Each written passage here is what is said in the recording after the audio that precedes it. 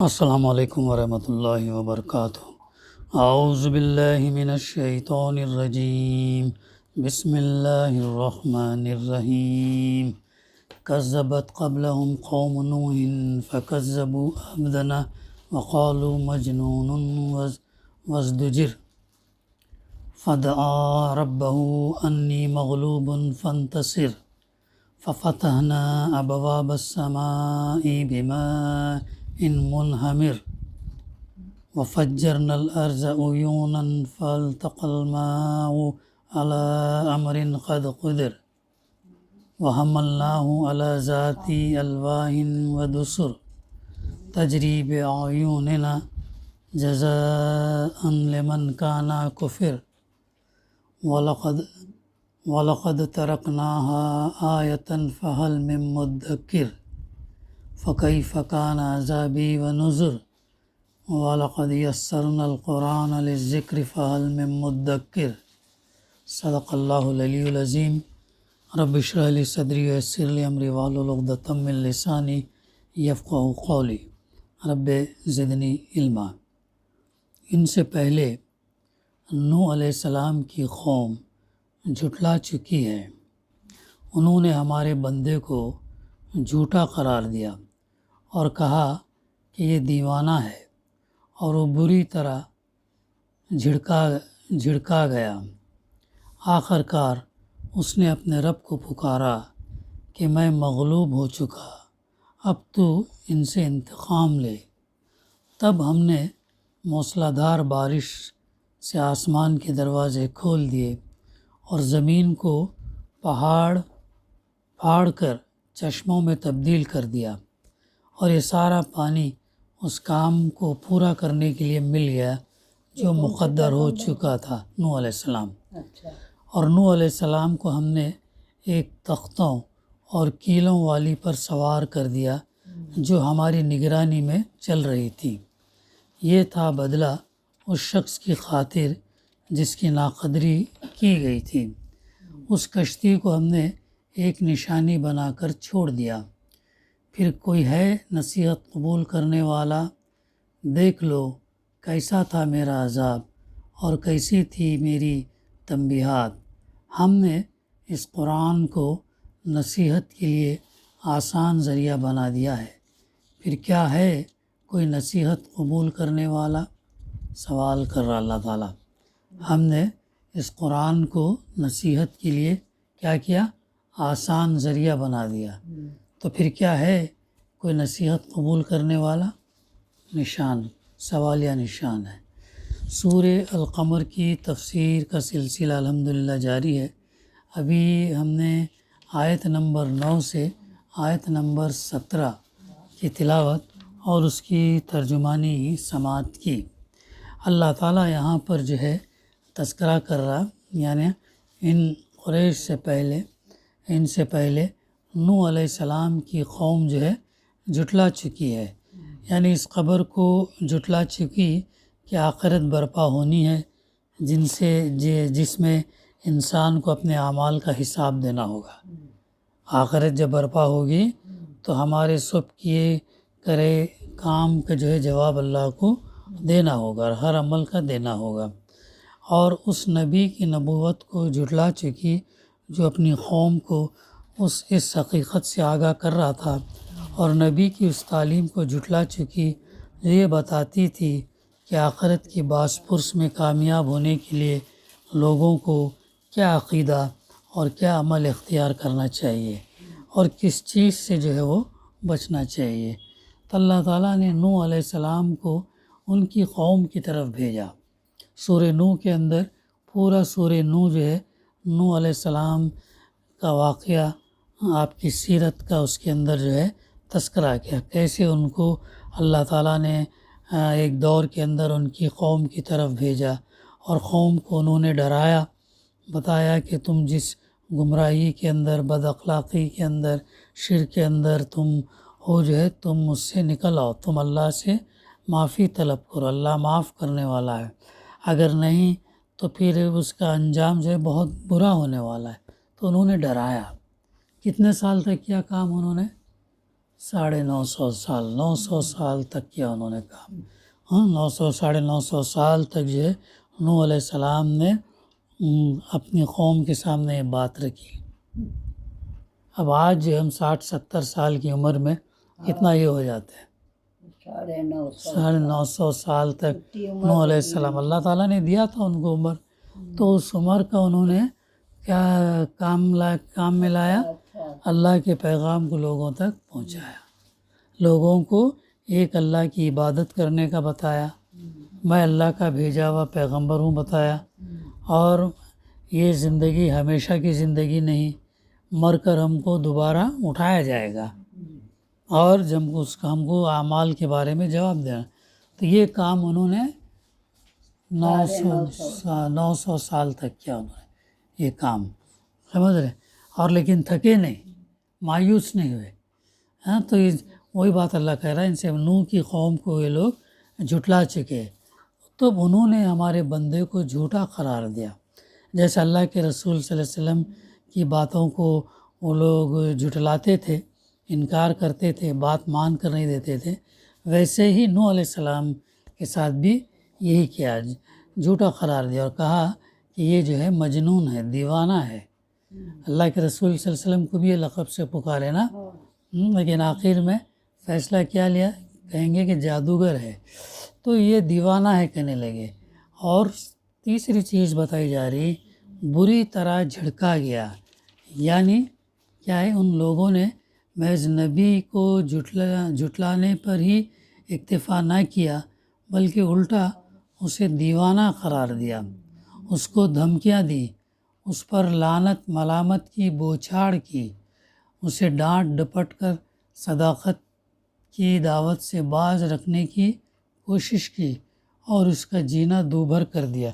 دیکھیں انبیاء کی سیرت کا جب ہم مطالعہ کرتے ہیں، ان کی زندگیاں کیسی ہیں، یہ رہی خطرناک رہی ان کی زندگیاں، چین سے، سکون سے، آرام سے، اور جو ہے وہ زندگی نہیں، ہر لمحے وہ لوگوں کے لیے جو ہے اس کا رہتا تھا تذبذب، یہ پریشانی، مصیبت، آزمائش، اس کا رہتا تھا. لوگوں کے سامنے پیغام پہنچانا ہے، لوگ اس کا کیا جواب دیں گے، اس کے پر کیسے جو ہے بات مان کر نہیں دیں گے، جھٹلائیں گے، ملامت کریں گے، ڈانٹ ڈپٹ کریں گے، دیوانہ قرار دیں گے، دھمکیاں دیں گے.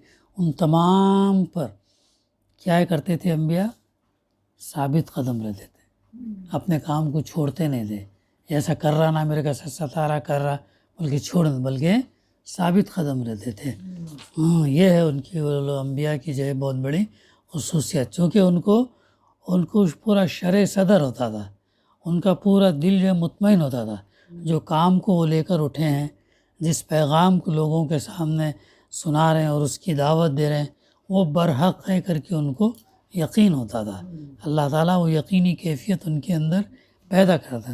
اس لیے ڈنکے کی چوٹ پر کتنا بڑے سے بڑا دشمن ہو، کتنے بڑے سے بڑے انکار کرنے والے ہوں، ان کے سامنے بھی وہ جو حق بات کو جو وہ پیش کرتے تھے، اور اس پر جو مصیبت آتی اس سے گھبراتے نہیں تھے، بلکہ اس کو صبر کے ساتھ اس کو جھیل لے جاتے تھے.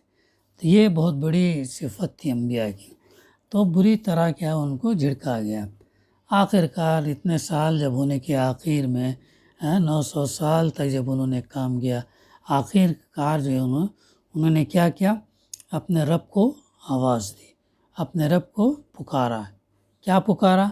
میں مغلوب ہو چکا ہوں، میں ہار گیا ہوں، میں کمزور پڑ گیا ہوں، میری بات یہ لوگ سن کر نہیں دے رہے، میری بات یہ لوگ مان کر نہیں دے رہے، اب میں مغلوب. تو انہوں نے جو ہے اب اللہ سے فرمایا تو ان سے انتقام لے، اس کا بدلہ تو لے.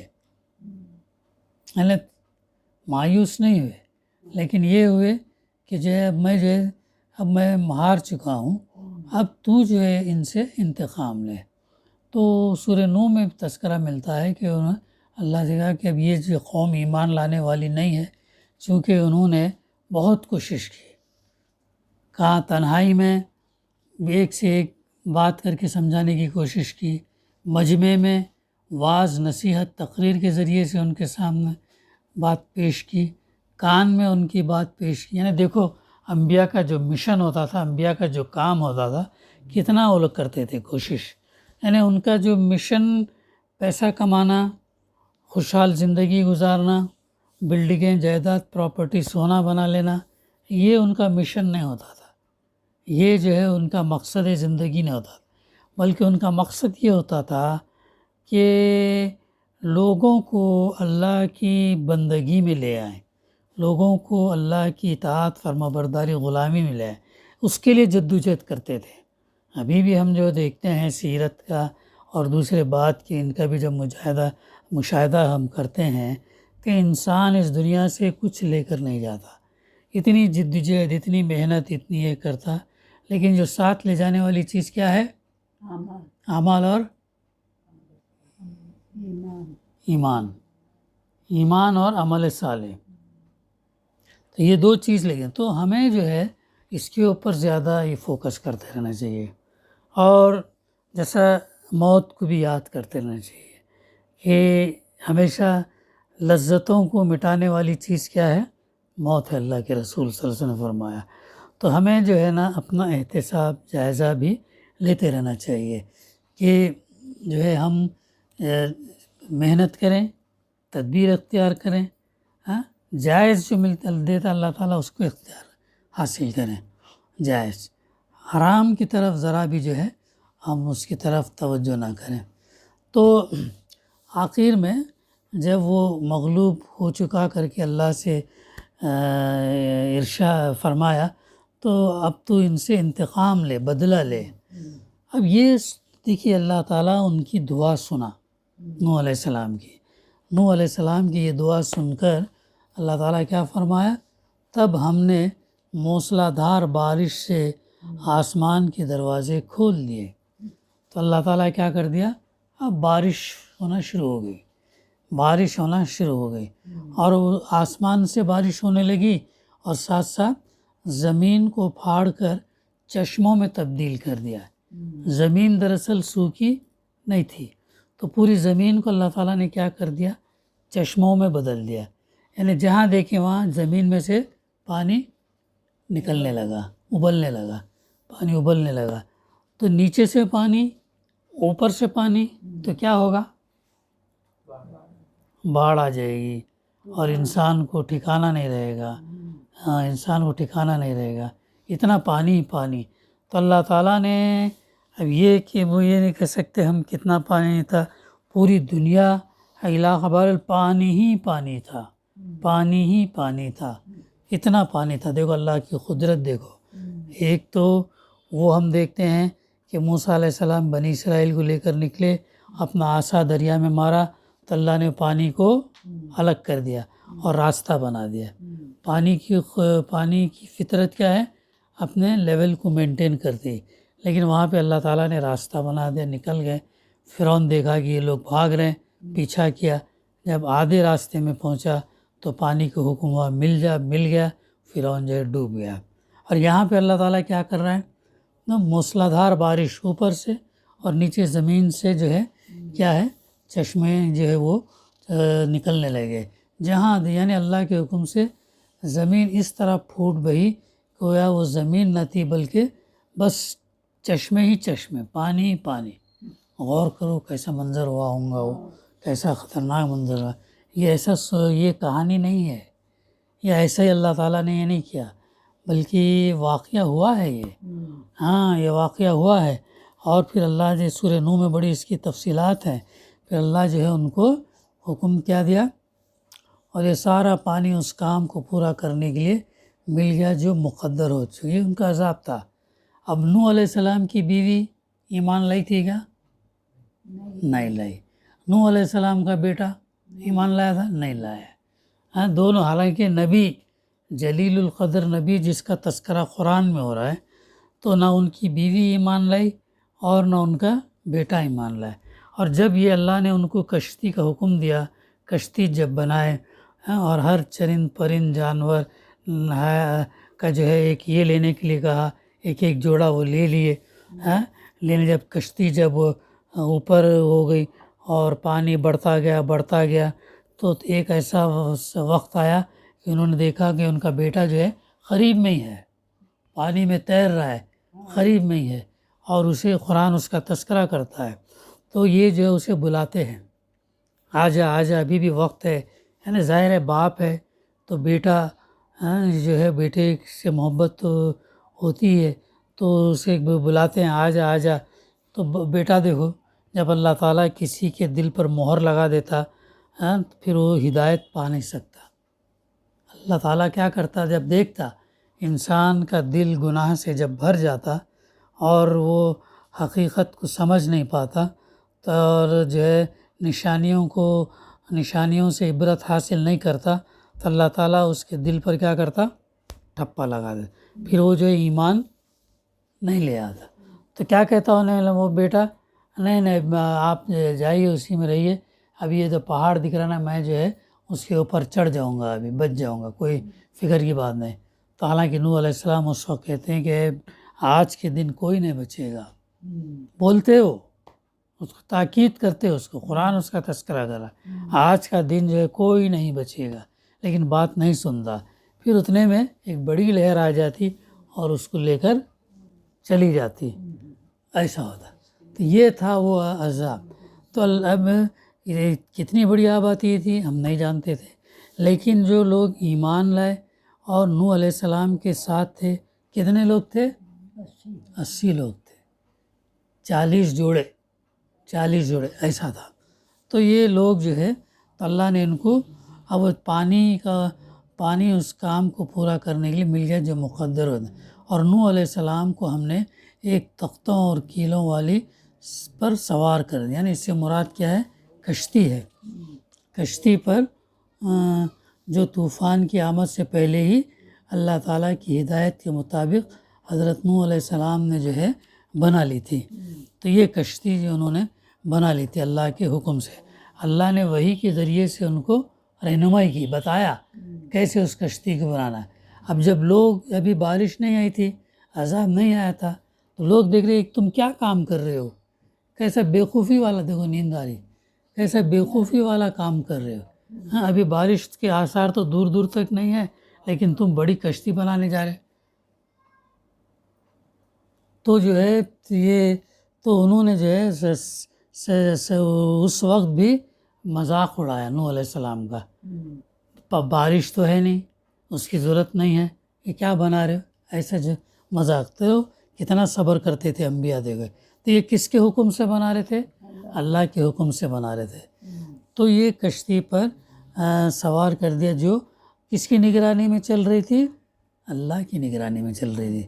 تو جو ہماری نگرانی میں چل رہی تھی تو اللہ تعالیٰ آگے فرماتا تجری بِأَعْيُنِنَا جَزَاءً لِمَنْ كَانَ کفر، یہ تھا بدلہ اس شخص کی خاطر جس کی ناقدری کی گئی تھی۔ ناقدری کس کی گئی تھی؟ نوح علیہ السلام کی۔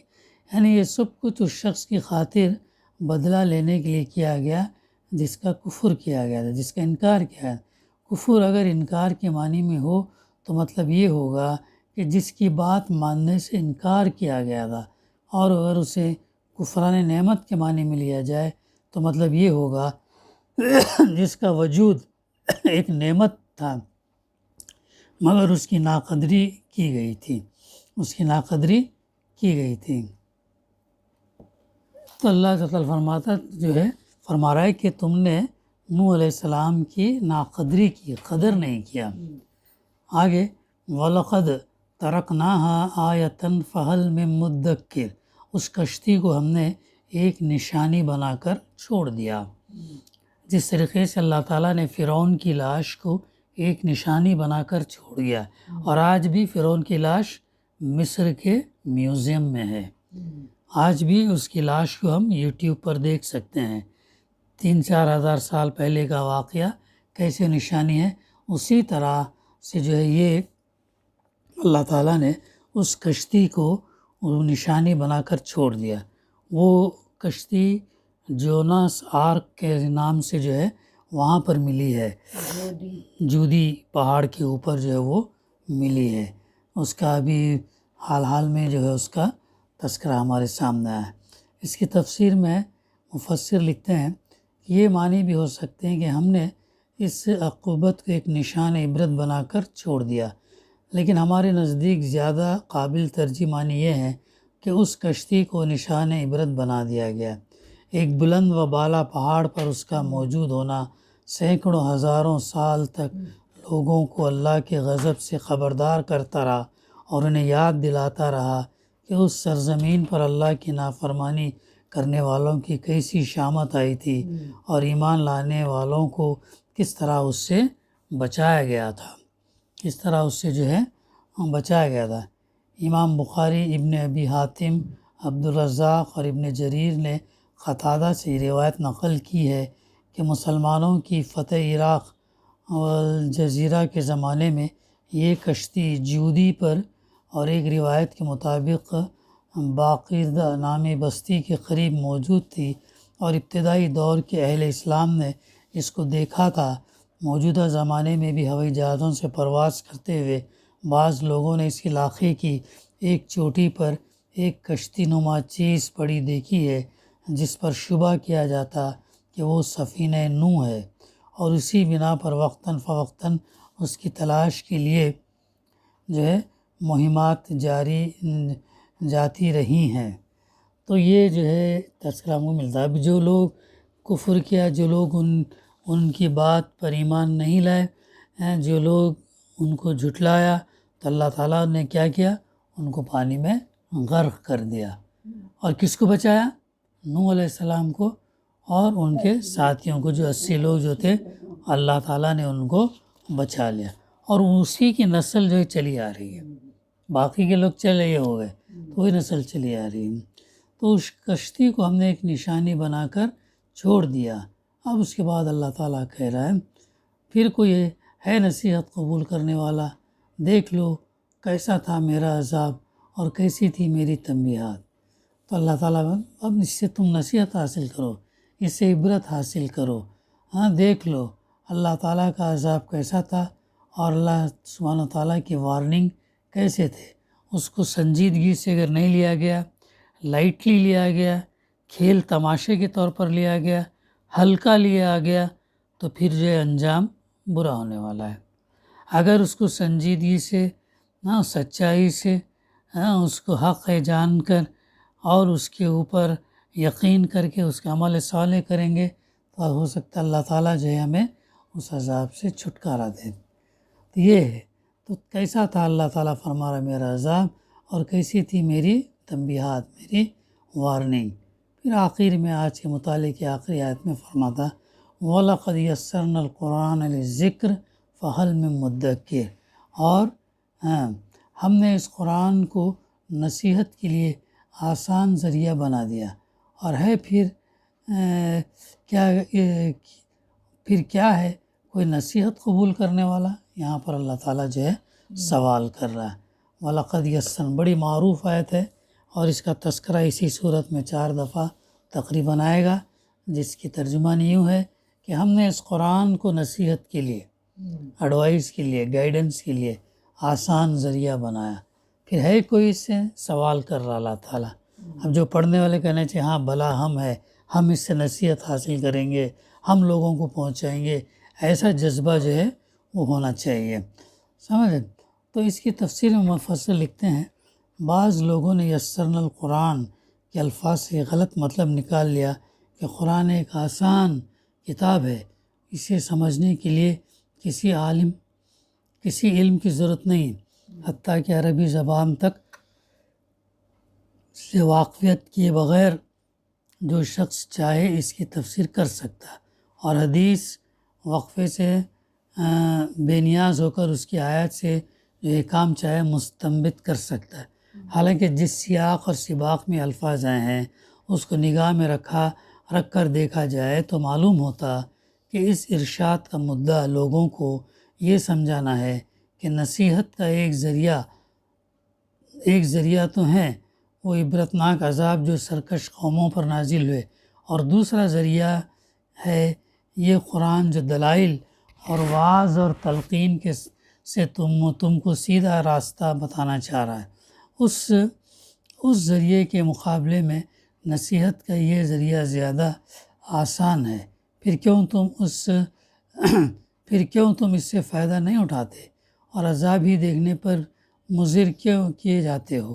یہ تو سراسر اللہ تعالیٰ کا فضل ہے کہ اپنے نبی کے ذریعے سے کتاب بھیج کر وہ تمہیں خبردار کر رہا ہے کہ جن راستوں پر تم لوگ جا رہے ہو وہ کس تباہی کی طرف جلاتی ہے اور تمہاری خیر کس راہ میں ہے۔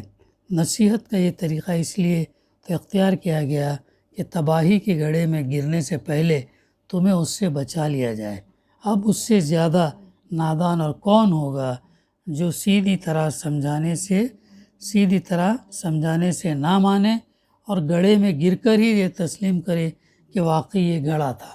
کتنا سمجھائے اب لوگوں کو، کتنا سمجھائے کہ یہ نہیں کرنا۔ اب اگر تم گڑھے میں گرنے کے بعد میں اگر سمجھ میں آتا تو پھر ہم اس کے لیے ہیلپ لیس ہیں۔ اور ویسے ایمان کو اللہ تعالیٰ قبول میں، ایسا ہی جیسے فرعون نے کہا کہ میں موسیٰ اور ہارون کے رب پر ایمان لاتا ہوں۔ کب کہا؟ جب وہ ڈوبنے لگا۔ ڈوبتے وقت مرتے وقت کوئی دعا قبول نہیں ہوتی۔ تو یہ ہے ان آیات کی تفسیر اور ترجمانی جو بھی ہم نے سماعت کی، آیت نمبر 9 سے آیت نمبر 17 تک۔ ایک دفعہ میں اس کی ترجمانی پڑھ لیتا ہوں۔ ان سے پہلے نوح علیہ السلام کی قوم جھٹلا چکی ہے۔ انہوں نے ہمارے بندے کو جھوٹا قرار دیا اور کہا کہ یہ دیوانہ ہے، اور وہ بری طرح جھڑکا گیا۔ آخرکار اس نے اپنے رب کو پکارا کہ میں مغلوب ہو چکا ہوں، اب تو اسے انتقام لے۔ تب ہم نے موسلادھار بارش سے آسمان کے دروازے کھول دیے اور زمین کو پھاڑ کر چشموں میں تبدیل کر دیا، اور یہ سارا پانی اس کام کو پورا کرنے کے لیے مل گیا جو مقدر میں ہو چکا تھا۔ اور نوح علیہ السلام کو ہم نے ایک تختوں اور کیلوں والی پر سوار کر دیا جو ہماری نگرانی میں چل رہی تھی۔ یہ تھا بدلہ اس شخص کی خاطر جس کی ناقدری کی گئی تھی۔ اس کشتی کو ہم نے ایک نشانی بنا کر چھوڑ دیا۔ پھر کوئی ہے نصیحت فراہم کرنے والا؟ نصیحت ملنے دیکھ لو کیسا تھا میرا عذاب اور کیسی تھی میری تنبیہات۔ ہم نے اس قرآن کو نصیحت کے لیے آسان ذریعہ بنا دیا۔ پھر کیا ہے کوئی نصیحت قبول کرنے والا؟ صدق اللہ العلی العظیم۔ دعا ہے کہ اللہ سبحانہ وتعالی ہمیں کہنے سننے سے زیادہ ان آیات کی روشنی میں جو باتیں صحیح سمجھیں، اس پر عمل کریں اور اس پیغام کو لوگوں تک پہنچائیں۔ ربنا تقبل منا انک انت السمیع العلیم وتب علینا انک انت التواب الرحیم۔ صلی اللہ تعالیٰ علی خیر خلقہ وعلی آلہ وصحبہ اجمعین۔ الحمد للہ رب العالمین۔